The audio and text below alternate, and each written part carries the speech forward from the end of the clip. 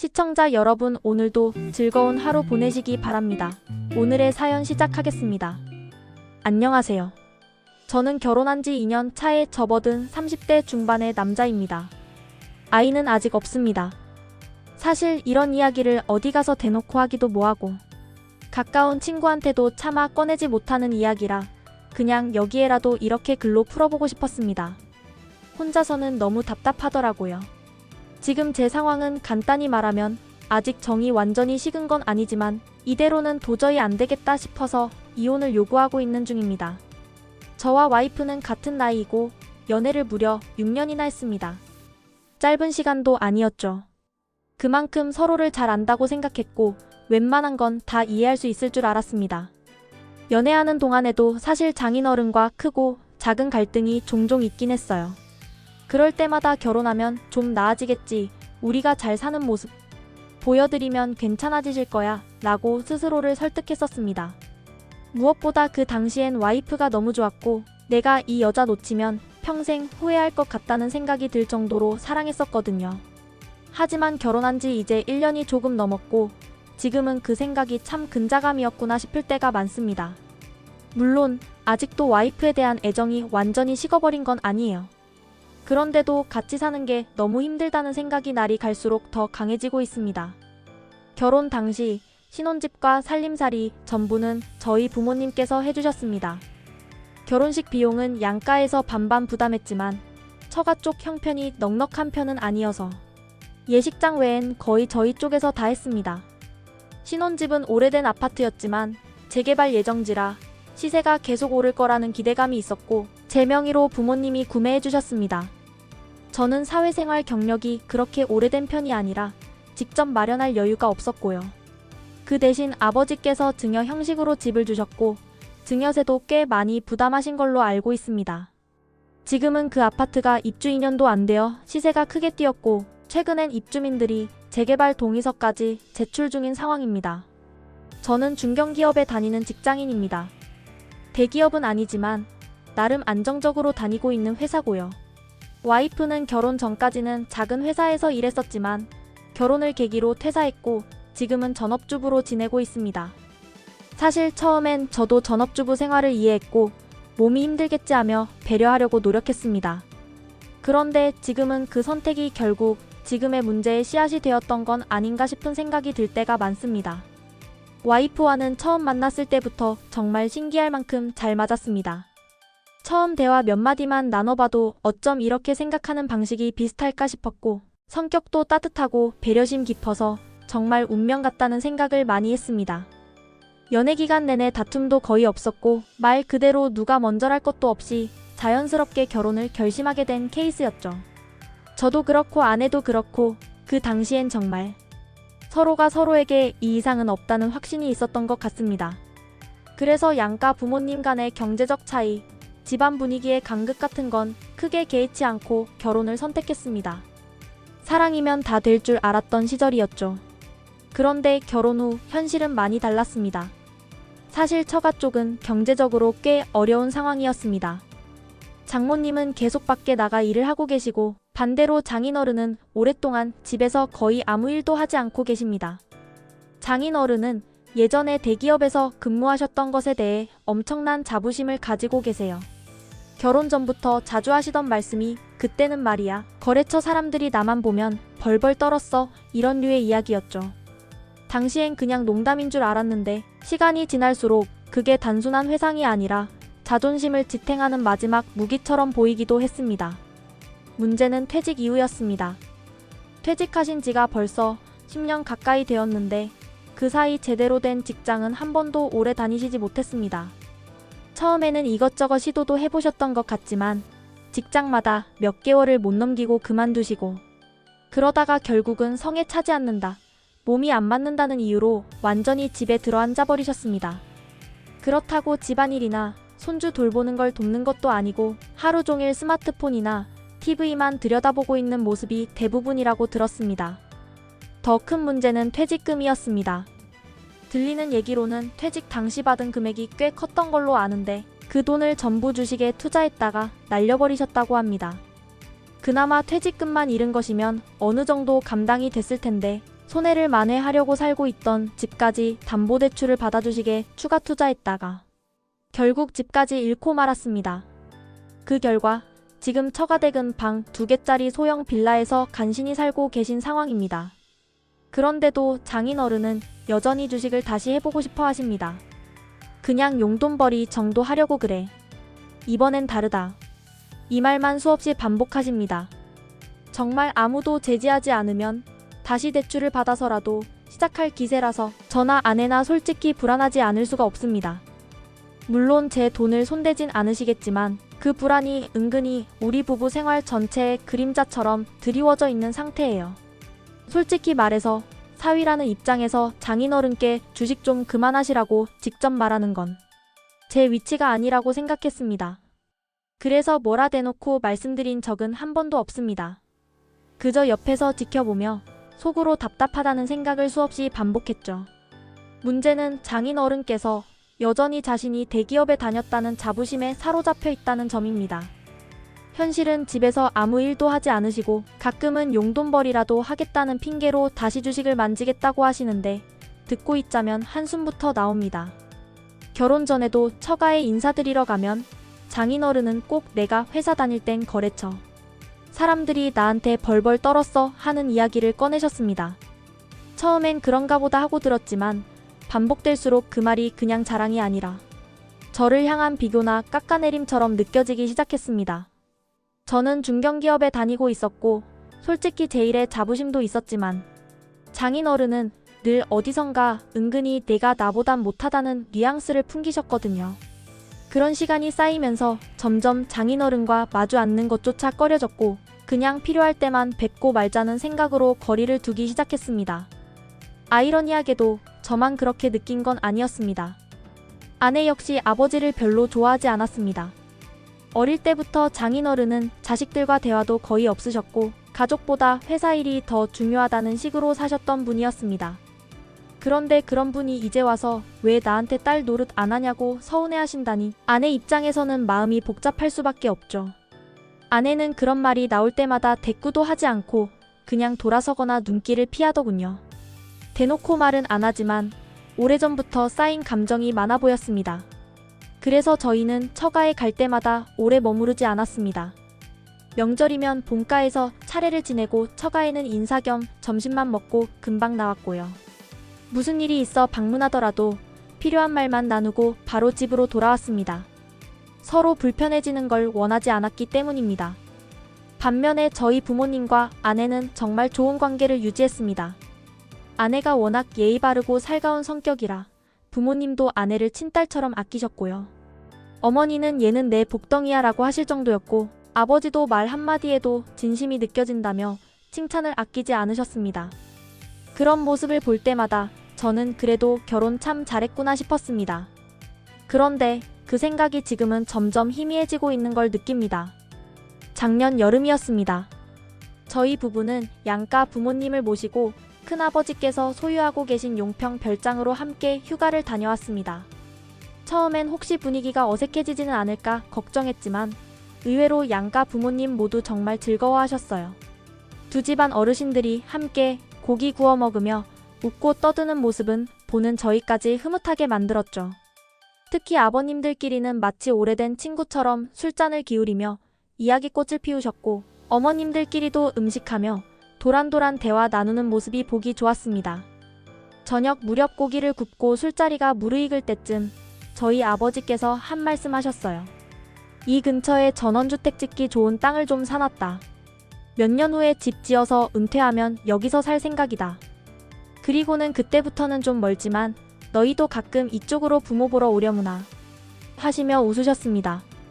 큰아버지도 곁에서 나도 이 별장에서 계속 지낼 거야 하시며 분위기를 맞춰주셨고 장인어른과 장모님도 정말 좋으시겠어요. 부럽네요 하시며 진심으로 축하해 주셨습니다. 그날 저녁의 공기는 평화로웠고 이대로라면 진짜 가족 간에도 따뜻한 관계가 이어지겠다는 생각이 들 정도였습니다. 그런데 문제는 그 일이 있고 며칠 지나지 않아 벌어졌습니다. 어느 날 장인어른께서 저에게 전화를 하셨습니다. 말투는 다정했지만 내용은 충격적이었습니다. 뜬금없이 너희 집 담보로 대출이 얼마까지 나올 것 같냐? 고 물으시는 겁니다. 순간 귀를 의심했어요. 장난인가 싶어 그건 왜 물으세요? 하고 여쭈었더니 장인어른은 아주 자연스럽게 투자할 때가 있는데 한 1억 정도만 빌려주면 안 되겠냐고 하시더군요. 사실상 주식을 다시 하시겠다는 얘기였습니다. 그 순간 머릿속이 복잡해졌습니다. 만약 내가 이 집을 담보로 대출을 받으면? 그 돈 날리면 그 빚은 누구 못 끼지? 정답은 뻔했습니다. 그건 곧 제가 떠안아야 할 빚이 되는 거였죠. 그리고 그 집은 제 돈으로 산 것도 아니고 저희 아버지께서 결혼할 때 신혼집으로 증여해 주신 집이었습니다. 제가 감히 대출을 받을 수도 없는 구조고 받고 싶지도 않았습니다. 그래서 저는 그 자리에서 단호하게 말씀드렸습니다. 아버님, 그 집은 제가 모아 산 게 아니라 저희 아버지께서 사주신 집입니다. 대출을 받으려면 아버지 허락이 먼저고 그걸 떠나서도 저는 이 집을 담보로 대출받을 생각 자체가 없습니다. 말을 마치고 나니 순간 정적이 흘렀고 장인어른은 뭔가 말을 더 하려다가 그냥 우물우물하시더니 전화를 끊으셨습니다. 이번 문단은 경제적 균형 감각, 양가 부모에 대한 배려 방식의 차이, 그리고 장인어른과의 연락 단절 이후의 해방감까지 드러나는 구간입니다. 주인공의 책임감 있는 태도, 그리고 장인어른의 이기적 면모가 더 선명하게 대비되도록 표현을 보강하며 요청하신 기준에 따라 문단 1개, 약 2배 분량으로 확장했습니다. 저희 부부는 결혼하고 나서부터 매달 장모님 통장으로 용돈 20만 원을 따로 보내드리고 있었습니다. 금액이 크진 않지만 저희 형편에 맞게 정성으로 드리는 마음이었습니다. 사실 처음에는 아버님 통장으로 드려야 하는 거 아니냐는 얘기도 있었지만 저와 아내가 상의한 끝에 결국 장모님 통장으로 정했습니다. 솔직히 말씀드리면 어머님께 드리면 생활비나 식비 같은 데 필요한 데 쓰시겠지만 장인어른께 드리면 그 돈이 어디로 갈지 모르겠다는 생각이 들어서였죠. 워낙 주식에 아직도 미련을 못 버리시는 분이라 저희 용돈이 자칫 투자금으로 사라질 수도 있다는 걱정이 있었거든요. 그런데 어느 날 장인어른이 저에게 전화를 하셨습니다. 그 20만 원 말이야. 매달 나한테 바로 보내면 안 되겠냐? 처음엔 당황스럽기도 했고 이걸 굳이 사위한테 직접 요구하시는 것도 솔직히 의아했습니다. 제가 괜히 예민하게 받아들인 걸 수도 있지만 그 말투에서 약간의 불쾌함도 느껴졌습니다. 한두 번도 아니고 늘 자기중심적인 사고방식으로 모든 걸 요구하는 모습이었으니까요. 반면에 저희 아버지께서는 얼마 전 전화를 주셔서 말씀을 조심스럽게 꺼내셨습니다. 그때 휴가지에서 얘기했던 전원주택 말이다. 건축이 조금 앞당겨졌는데 공사비가 살짝 모자라네. 혹시 가능하면 좀 도와줄 수 있을까? 저는 한치 망설임 없이 바로 4천만 원을 대출받아 입금해드렸습니다. 아버지께는 필요하신 건 3천만 원이라고 하셨으니까 나중에 그만큼만 돌려주시면 됩니다. 라고 말씀드렸고 아들이 돈벌이 시원찮아서 죄송해요. 1,000만 원은 두 분이 쓰세요 라고 덧붙였습니다. 진심이었습니다. 부모님께서 자식 뒷바라지 하시느라 얼마나 많은 걸 아끼며 사셨는지 알기 때문에 이런 건 오히려 제 마음의 빚을 갚는 기회라고 생각했어요. 이 이야기는 아내에게도 바로 전했습니다. 아내는 한치의 망설임 없이 잘했어. 그런 건 말 안 해줘도 당연히 해야지라고 말해줬습니다. 그 순간만큼은 정말 서로의 마음이 잘 맞는다는 걸 다시금 느낄 수 있었고 부모님을 대하는 태도나 가치관에서도 우리가 그래도 부부구나 싶었습니다. 그런데 장인어른에게 1억을 빌려달라는 요청을 단호하게 거절한 이후로는 그쪽에서 연락이 한동안 뚝 끊겼습니다. 처음에는 좀 마음에 걸리기도 했습니다. 너무 모진 말을 했나. 그래도 아내의 아버지인데 이런 생각이 안 들었던 건 아니니까요. 그런데도 신기하게도 그 전화가 안 오니까 마음이 참 편하더군요. 뭔가 항상 빼앗기듯 휘둘리는 기분에서 잠시나마 벗어난 것 같은 해방감이랄까요. 올해 여름에도 작년처럼 양가 부모님을 모시고 용평에 있는 큰아버지 별장으로 휴가를 다녀왔습니다. 예전처럼 날씨 좋은 날엔 마당에 나가 바비큐 파티를 열었고 반주를 곁들여 분위기를 띄우며 가족끼리 담소를 나누는 시간도 가졌습니다. 그때 저희 어머니께서 조심스럽게 입을 여셨어요. 너희에게 빌렸던 돈 다음 주 중으로 입금할게. 원래 3천만 보내라고 했는데 너희도 이제 아이도 낳고 그러려면 돈이 많이 들 거다. 5천 보낼 테니 그리 알아라. 저는 그 순간 살짝 놀랐지만 겉으로는 그냥 네, 어머니 하고 웃으며 넘겼습니다. 뭘 바라서 드린 돈도 아니었고 돌려주신다는 것만으로도 감사한 일이었죠. 가족이라는 건 그런 거니까요. 그렇게 아무 일 없이 하루가 흘렀고 다음날 저희 부모님은 댁으로 돌아가셨습니다. 저희는 장인어른과 장모님을 모셔다 드리기 위해 함께 이동했습니다. 사실 처가에 들어가는 게 늘 껄끄러워서 집 앞에서 내리실 때 인사만 하고 돌아올까 했지만 짐도 있고 그냥 가기 뭐해서 현관까지 들어갔습니다. 그런데 들어가자마자 예상치 못한 장면이 펼쳐졌습니다. 장인어른께서 갑자기 얼굴을 붉히며 고함을 지르시더군요. 저희가 뭘 잘못했는지도 모른 채 그저 어리둥절할 뿐이었습니다. 어떻게 사위가 장인한테 이럴 수 있어? 너한테는 본가만 부모고 우리는 부모도 아니냐? 목소리는 높았고 말투는 날카로웠습니다. 제가 뭔가 불경스러운 말을 했던가 무례를 범했나 싶어서 순간 머리가 하얘졌습니다. 그런데 듣고 보니 전날 어머니가 저에게 빌린 돈을 갚겠다고 하신 말씀이 장인어른의 분노를 자극한 것이었습니다.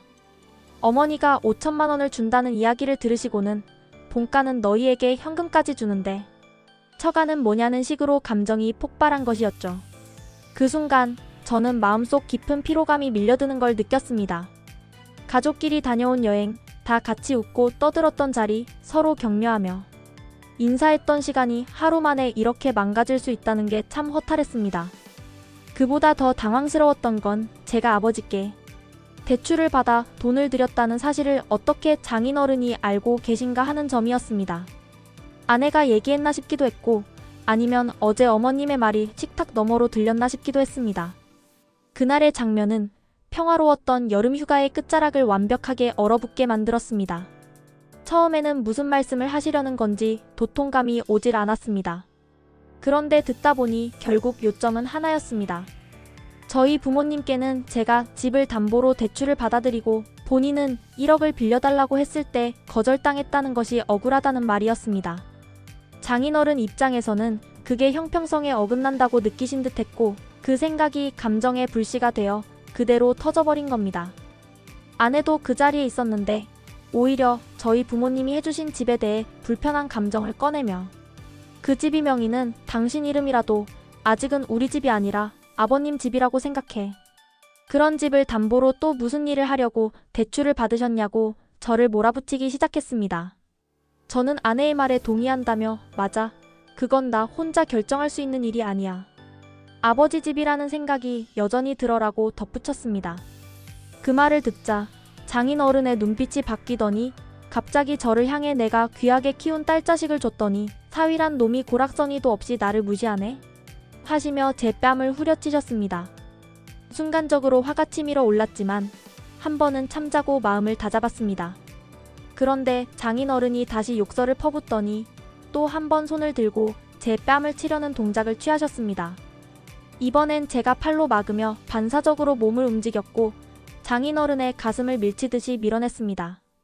그 순간 장인어른은 사위란 놈이 장인을 치네 하며 고래고래 소리를 지르기 시작했고 옆에 있던 장모님도 어디서 이런 놈을 데려와 딸을 고생시키냐며 저를 밀치고 소리를 지르며 난리가 났습니다. 결국 저는 더 이상 거기 있을 수 없겠다는 생각이 들어 알겠습니다. 나가겠습니다. 라고만 말하고 조용히 자리를 떴습니다. 속에서는 뭔가가 부글부글 끓고 있었지만 이런 상황에서 맞대응하는 건 나만 더 지치는 일이라는 생각밖에 없었습니다. 집으로 돌아오는 차 안에서 손이 덜덜 떨렸고 억울하고 수치스럽고 무엇보다 마음이 완전히 꺾인 느낌이었습니다. 집에 도착하자마자 저는 와이프의 짐을 모두 챙겨서 현관 앞에 내놓았습니다. 그리고 짧지만 명확한 메시지를 보냈습니다. 난 더 이상 너랑 못 살겠다. 너희 부모와 연을 끊는다 해도 난 싫다. 너희 부모를 평생 용서할 수 없을 것 같다. 집 앞에 짐 싸놨으니 가져가라. 그 순간 마음속 무너지는 소리가 들렸습니다. 그래도 사랑해서 결혼한 사람이었고 믿고 인생을 함께하겠다고 손잡은 사람이었는데 결국 이런 방식으로 끝을 향해 나아간다는 현실이 너무도 씁쓸했습니다. 와이프는 그날 밤 늦게 집으로 찾아왔습니다. 현관 벨을 누르고 문을 두드리며 제 이름을 부르더군요. 처음엔 냉정하게 버티자고 마음먹었지만 그 문 너머에서 울먹이는 목소리를 들으니 솔직히 마음이 무너지는 기분도 들었습니다. 그래도 그날은 문을 열지 않았습니다. 감정이 너무 격해져 있었고 차라리 각자 시간을 갖는 게 낫다고 생각했거든요. 한동안 문을 두드리던 소리가 점점 잦아지더니 결국엔 조용해졌습니다. 그렇게 그날 밤은 지나갔습니다. 며칠 뒤 휴가가 끝나고 출근을 했는데 점심시간쯤 사무실 아래쪽에서 낯익은 얼굴이 저를 기다리고 있었습니다. 와이프였습니다.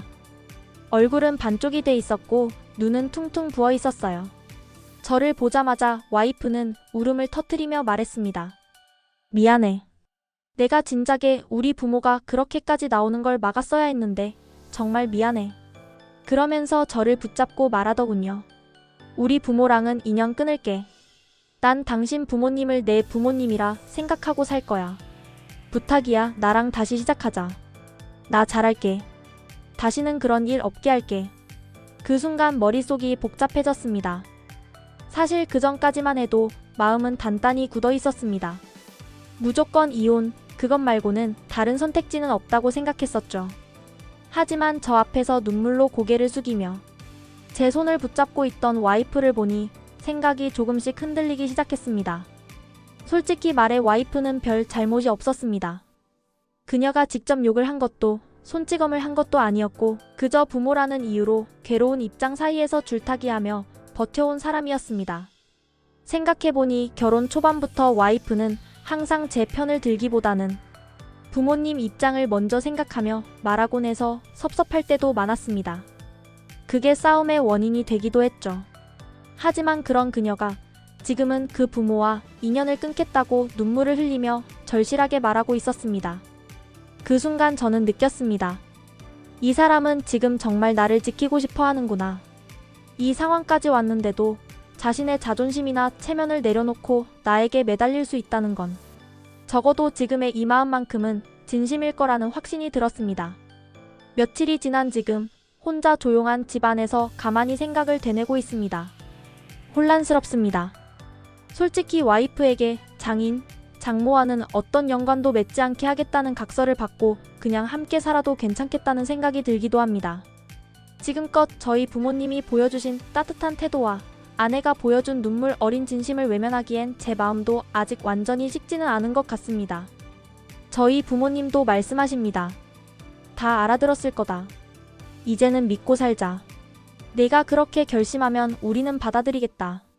부모님의 그런 말에 마음이 조금은 놓이면서도 한편으로는 지금 내가 너무 두려워서 후퇴하는 건 아닌가 하는 생각도 듭니다.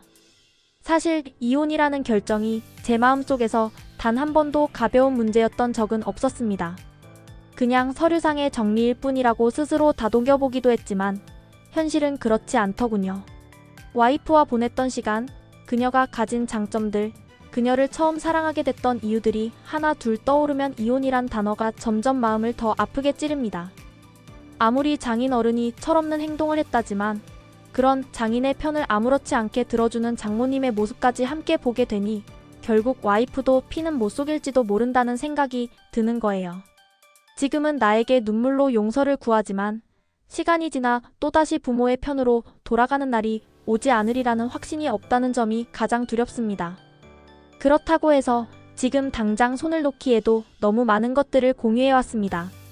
웃음도 있었고 소중한 기억도 있었고 아직 태어나지도 않은 우리 아이의 얼굴까지도 가끔 상상했었으니까요.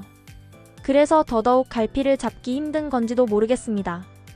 사랑과 신뢰가 깨진 자리에는 감정만 남아선 안 되는 법이니까요. 지금 이 상황에서 무엇이 현명한 선택인지 모르겠습니다. 다시 받아들이는 것이 더 어리석은 선택인지 아니면 이대로 끝내는 것이 너무 가혹한 판단인 건지 답답합니다.